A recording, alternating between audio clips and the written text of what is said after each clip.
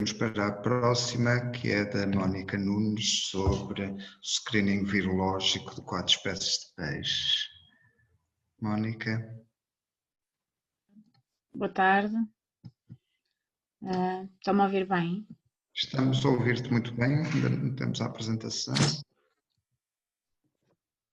Ok, agora já consigo. Já está ótimo. Boa tarde a todos. Antes de mais, eu gostaria de agradecer a oportunidade de estar aqui a apresentar a nossa colaboração neste projeto. O nosso trabalho foi desenvolvido no âmbito do Multi-Biorefinery, mas também no âmbito da tese de doutoramento da nossa aluna Andreia Silva, e está relacionado com o screening virológico de 4 espécies de peixes da nossa costa portuguesa, através de abordagens dirigidas e não dirigidas. Um dos objetivos principais do Multi-Biorefinery é exatamente a valorização de bioprodutos e resíduos da indústria do pescado, e por isso nós achamos que seria pertinente avaliar a segurança e a qualidade virológica destas amostras na sua origem, portanto indo mesmo ao peixe. E porquê vírus? Nós sabemos que as doenças virais são a principal ameaça no mercado de peixe, mas também na produção em aquacultura. Têm sido identificados cada vez mais novos vírus emergentes em amostras de peixe, devido não só às alterações climáticas, mas também à pressão na produção de peixe em aquacultura para uma maior produção de alimento. E também sabemos que os peixes são portadores assintomáticos de alguns vírus que são responsáveis por elevadas taxas de morbilidade e de mortalidade. Dou-vos um exemplo: cá em Portugal a produção em aquacultura de dourada e robalo é normalmente feita em conjunto, quando são feitas nas rias, e há um vírus que é o nodavírus, que tem predisposição para estes peixes, mas numa fase mais juvenil, ao qual a dourada é resistente, portanto é portadora do vírus, mas não desenvolve a doença, e, por exemplo, o robalo é suscetível. E quando são criados em conjunto, isto pode criar um problema. Como é que os vírus são disseminados no ambiente? Só para terem uma ideia, existem vários fatores que contribuem para a disseminação dos vírus no ambiente.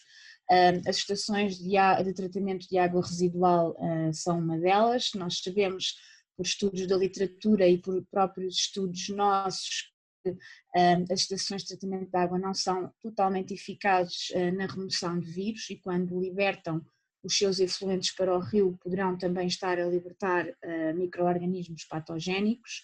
A produção animal, onde há a presença de vírus zoonóticos que entram em circulação nos vários afluentes de água.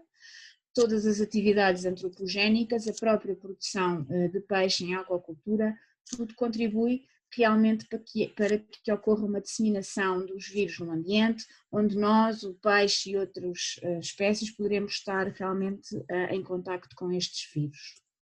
A aquacultura cá em Portugal é maioritariamente feita em sistema semiaberto, por exemplo na Ria de Aveiro e na Ria do Algarve, em que é vantajoso porque esta ria entra em contacto com a água do mar quando as marés sobem e há uma renovação da água. No entanto, pode não ser tão vantajoso porque, além de renovar a água, há também trocas de vários micro-organismos, quer do mar para a ria, quer da ria para o mar. Assim, as principais doenças virais que têm sido detectadas no peixe, tanto de alto mar como de aquacultura, estão representadas neste quadro. Não vou entrar em pormenores, só salientar que os 4 que estão a negrito foram os que nós utilizamos na nossa pesquisa pela abordagem dirigida. Em relação a vírus patogénicos humanos, também têm sido detectados em amostras de peixe, pelas razões que vos expliquei atrás da disseminação dos vírus no ambiente, mas também pelo próprio manuseamento do peixe por trabalhadores que possam ter fracas regras de higiene. Os principais vírus que têm sido detectados são o norovírus, o vírus da hepatite A e o vírus da hepatite E. Estes vírus têm sido detectados não só em tecidos externos do peixe, como a pele, mas também em tecidos internos, o que poderá indicar que causam infecção. Assim, os objetivos do nosso trabalho foi então fazer um screening virológico em amostras de peixes de 4 espécies, por uma abordagem dirigida, utilizando os PCRs em tempo real em multiplex, e as espécies que nós escolhemos foram a sardinha, portanto uma das espécies mais utilizadas na indústria conserveira, de onde obtivemos algumas amostras, no carapau, uma das mais consumidas, e na dourada e no robalo, que são duas das espécies mais produzidas em aquacultura em Portugal. Fomos também efetuar uma abordagem não dirigida, portanto recorremos à sequenciação de próxima geração para caracterização do viroma, não dos 4 peixes, mas de 2, o carapau e a dourada, tanto de alto mar como de aquacultura da zona de Peniche e do Algarve. A nossa ideia era avaliar a diversidade viral que existia entre peixes com comportamentos sociais distintos, portanto o carapau, que é um peixe de cardume, e a dourada, que é um peixe mais solitário. Como é que esta diversidade variava em diferentes zonas do país, portanto umas águas mais frias em Peniche e umas menos frias no Algarve, e ao analisar este viroma, ver se poderia haver algum risco no que diz respeito à segurança alimentar por consumo destes peixes. Assim, nós recebemos amostras de várias zonas do país, como podem ver, não vou entrar aqui em detalhe, apenas salientar que as amostras que obtivemos da conserveira estão incluídas na zona de Lisboa. Destas amostras foram então dissecados 8 órgãos: os olhos, o músculo, as guelras, o fígado, o baço, o rim, o cérebro e a pele. A escolha destes órgãos está relacionada com os vírus patogénicos, quer o peixe, quer os humanos, que têm tropismos para estes órgãos. E então, na metodologia direcionada para os vírus patogénicos humanos, fomos então pesquisar os tais 3 vírus que são os mais comuns, os norovírus, a hepatite A e hepatite E. Privilegiamos aqui os norovírus de 2 genogrupos, que são os que estão mais associados a infecções em humanos. E isto num multiplex, e no outro multiplex fomos pesquisar 2 vírus de DNA, que não estavam previstos, mas como tínhamos a técnica otimizada decidimos aplicá-la, e que estes vírus são normalmente indicadores de contaminação fecal.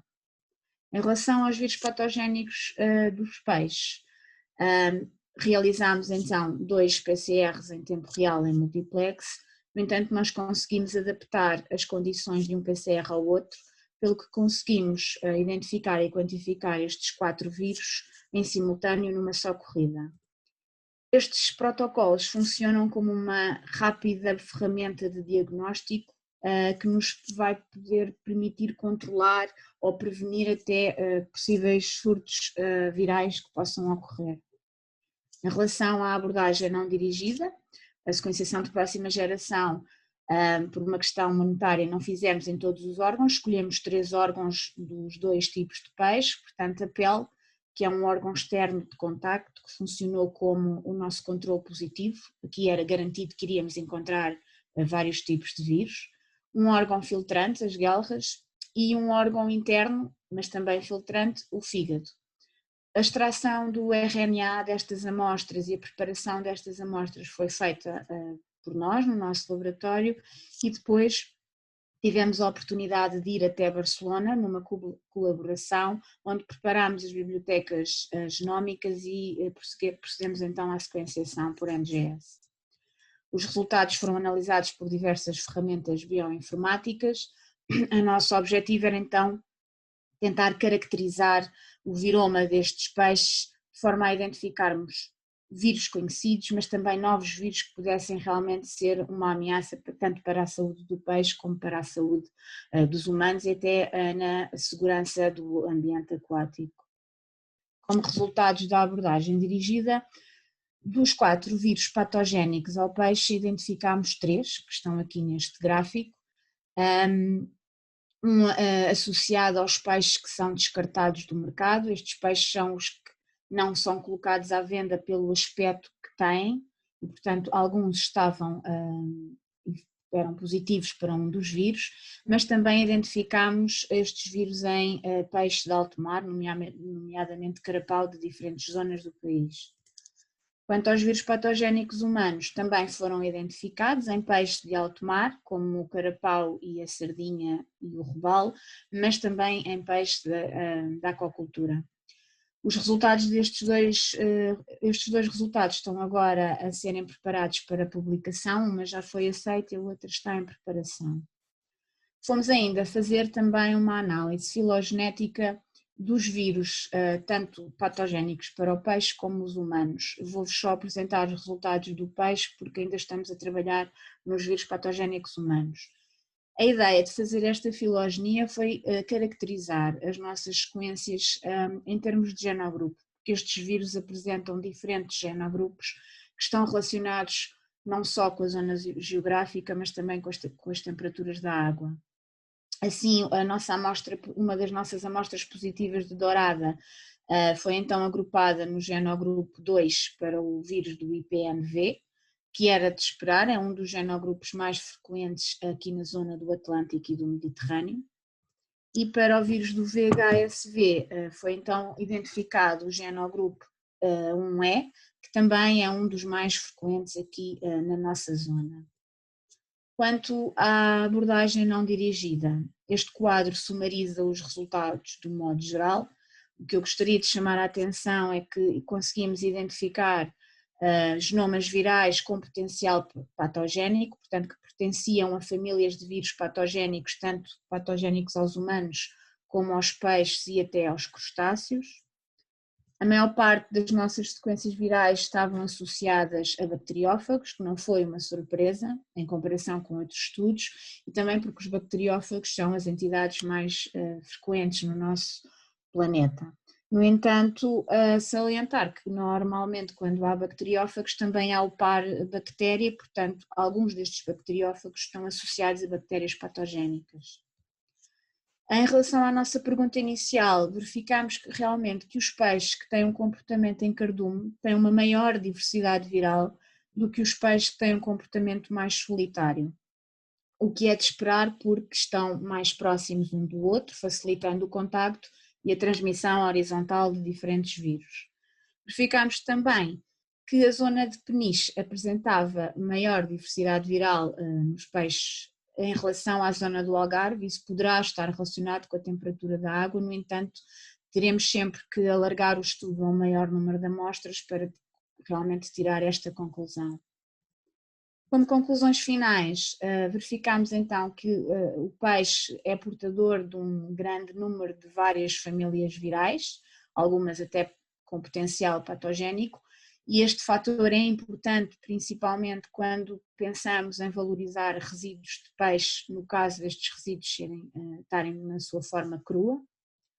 Estes estudos de metagenómica são cada vez mais essenciais, não só para caracterizar o viroma, mas para nos dar alguns insights sobre os potenciais vírus patogénicos que possam estar em circulação e que possam vir a ser uma ameaça no que diz respeito à segurança alimentar e até à nossa saúde. E estas abordagens, tanto a abordagem dirigida como não dirigida, são importantes ferramentas quando queremos avaliar a segurança e a qualidade virológica de amostras antes de elas ou os seus resíduos serem utilizados no âmbito de outro estudo. Gostaria de finalizar por agradecer a todas as entidades financiadoras, principalmente ao Multibar Refinery que financiou em grande este estudo, e obrigada a todos.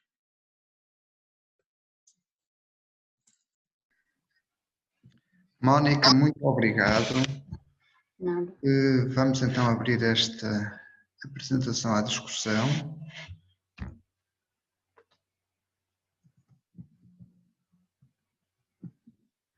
Mónica, é mesmo verdade que os vírus nos peixes e assim podem ser fontes de zoonoses, podem ser transmissíveis em determinados casos aos humanos?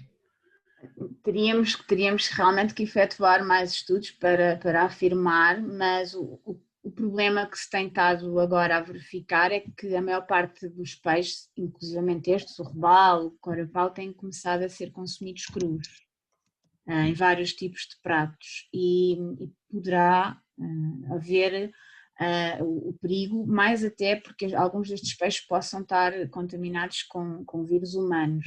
Agora, haver um salto de um vírus zoonótico de um peixe para um humano é uma das coisas que nós estamos também a estudar no âmbito de outro projeto e que também estamos curiosos em perceber se isso poderá ser possível ou não, por caracterização das proteínas de fusão. Mas aconteceu com o vírus que temos aí, não é? Manela. Sim, obrigada, Mónica. Eu fiquei curiosa. Chega-te um pouco mais perto para Eu não sei podermos o que está a escutar-te acontecer bem. com o meu sistema. A minha questão que tinha é, realmente, do ponto de vista, quando estamos a falar da indústria pesqueira e quando estamos a falar destes vírus, naturalmente que apesar do enquadramento, grande parte do foco é a questão do controle e rastreabilidade do próprio peixe em termos da qualidade para ir para o mercado. A minha pergunta é, no futuro, esta metodologia, um dos pontos que temos em cima da mesa, que é crítica relativamente à questão dos subprodutos e da valorização, praticamente não está implementado um sistema de qualidade, não está implementado um sistema de rastreabilidade do próprio resíduo, uma vez que a maior parte das vezes tem ido só para a alimentação animal, e portanto é importante estes sistemas. Fará a diferença, ou seja, no futuro, se eu quiser incorporar estes subprodutos, parece relevante haver este rastreio ou esta metodologia poderá ser aplicada diretamente aos subprodutos como um rastreio de qualidade, ou poderíamos assumir que os subprodutos que possam vir a ser processados têm algum risco com estes vírus na sua aplicação, e este método poderá vir a ser aplicado neles? Sim, estas ferramentas podem ser aplicadas nos subprodutos de amostras de peixe ou de outras, mas depende de como é que esses subprodutos são utilizados. Portanto, se forem crus do próprio peixe cru, é muito vantajoso utilizá-los para assegurar a segurança e qualidade virológica das amostras. No entanto, se já forem amostras que estão cozinhadas ou que foram esterilizadas de alguma forma, é mais complicado um vírus conseguir sobreviver a esses processos. Depende sim, do estado da amostra, sim. Okay. Mas alguns são resistentes ainda a algumas temperaturas, por exemplo, os vírus de contaminação focal são altamente resistentes a vários processos de tratamento. Muito obrigada, Mónica. Parabéns pelo trabalho. Obrigada. Outras questões? Outras curiosidades?